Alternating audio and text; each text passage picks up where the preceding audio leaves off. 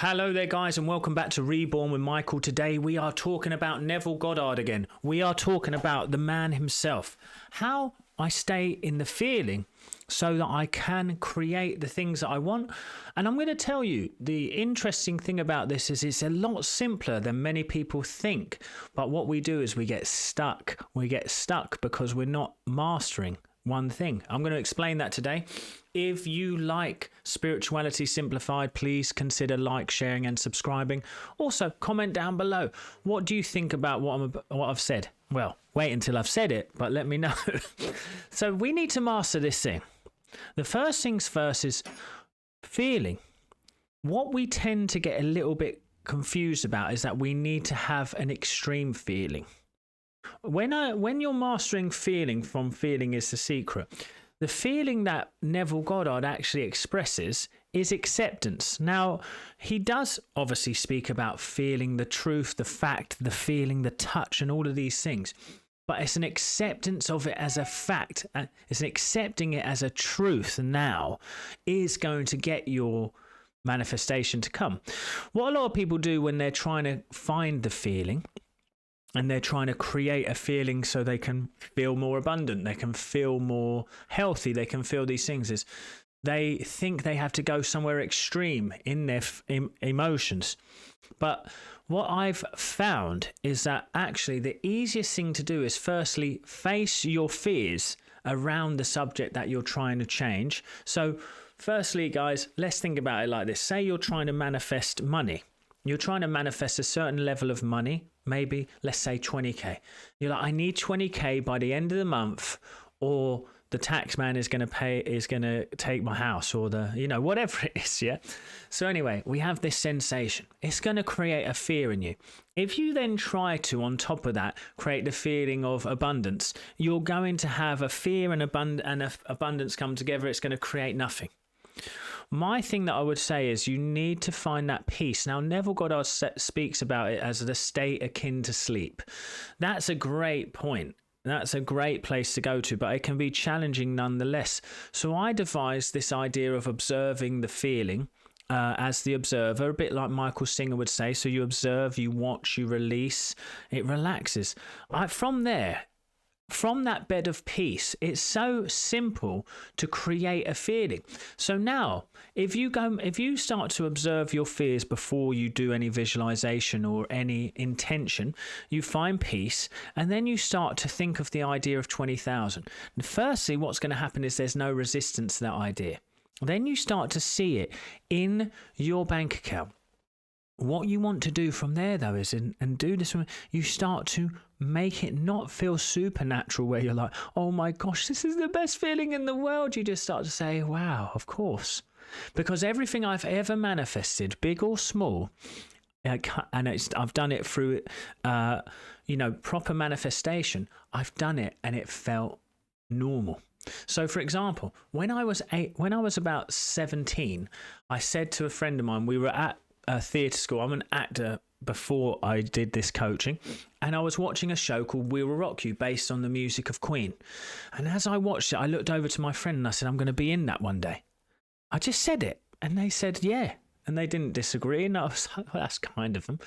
But I'm going to tell you, a year later, the amount of situations that had to happen to get me an audition, a year later I got the role. Now let me explain how the situations come to be.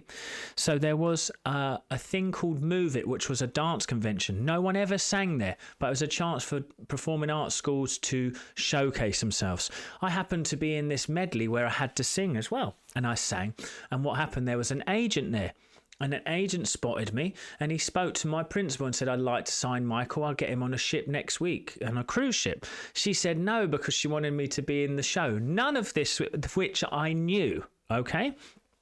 So none of this which I knew. And just to come back a little bit on the story, when I said I'm going to be in this one day, I had no resistance to it. I just was like, I am going to be in that show. It was a decision, you see. So then from there, I let it go.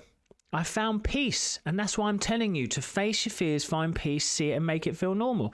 Well, anyway, the point being is, that same agent, I heard about him, so I rang him up and I said, I'd like to work with you. He said, I've got you an audition for We Will Rock You. And I was like, didn't even really put two and two together.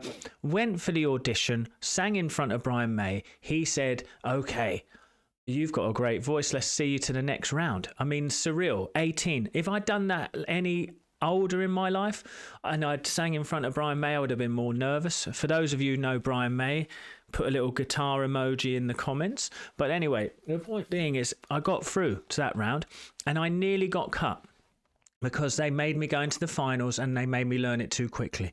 But instead of fearing, I just sort of was like, okay, it is what it is. But I got a phone call. They want to see you again.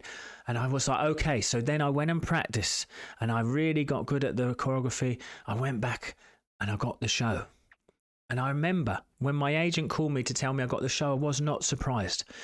I knew it was mine. As I was auditioning, it was mine in my head. It was done. I had already accepted it. And it was just the most surreal experience, going back on a train to my little town in Essex, getting that call. And everyone's jumping for joy because I was doing this show with a few colleagues of mine in my local town, and they jumping for joy like it's the best thing ever, and they're like, why aren't you excited? And I was just like, I just kind of knew it was going to happen. And that's the energy you want to be in to create anything. And that's how I've used feeling to create wonderful manifestations, and I still do it today. I manifested an amazing coaching business, the love of my life, 3 beautiful children, a wonderful, beautiful YouTube channel with a great community like you. It's all a part of a manifestation, because one day I decided, I observed it, found peace, and created the feeling of normalization to my goal. That's what I want you to remember, is to normalize that which you want. Don't make it feel big. Don't make it feel big in your mind. Now, there's something that I have exciting for you guys coming up in the future. I'm not going to speak about it today, but it's going to be something for you guys you can all sign up to. I'm normalizing it in my mind, and once it feels so natural, I'm going to release it. So I'll start laying some seeds about that soon. But thank you for watching, guys. If you did enjoy, please remember to like, share and subscribe. What do you think about my story of manifestation? Now, I wasn't expecting to go on this route, but I've allowed this video to be sort of more divinely guided. So when you're thinking of creating a feeling, make it come from the bed of peace, and then rise up that feeling and then make it feel normal. So initially when you see 20k in the bank, you're going to feel grateful. But now, when I look at the amount of money in my account, or my business, I should say, rather than mine, it just feels natural.